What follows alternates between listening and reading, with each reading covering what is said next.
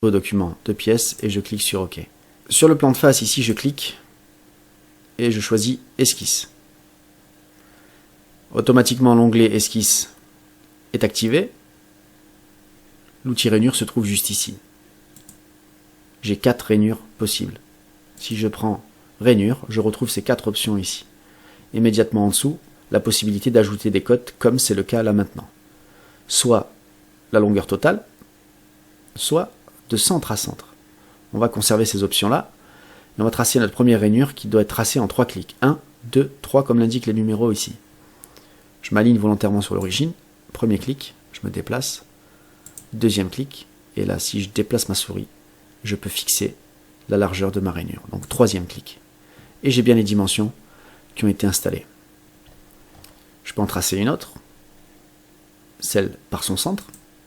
Donc premier clic, le centre. Ensuite, vous voyez, on peut déjà donner de l'inclinaison, ou rester parfaitement horizontal comme l'indique le petit symbole jaune. Deuxième clic. Et je glisse encore pareil. Troisième clic pour fixer la largeur. Ici, une rainure courbe par 3 points, comme un arc par 3 points. Premier clic ici, vous voyez bien, hop, deuxième clic, et là je fixe le rayon.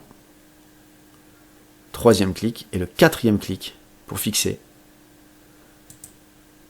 l'épaisseur. Pareil, rainure courbe par son centre. Cette fois, le premier point, c'est le centre. Ici, le rayon. Hop, clic numéro 2. Voilà. Vous fixez le rayon ici, plus la longueur. Hop, et là, la largeur.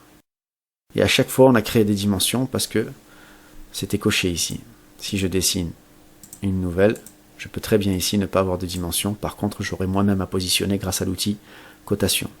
Alors cet outil est très pratique parce qu'il permet d'obtenir des formes qui, dans les versions précédentes de SolidWorks, étaient obtenues, enfin version précédente, en tout cas avant la version 2008, ça j'en suis sûr. La version 2007 ne comportait pas cet outil.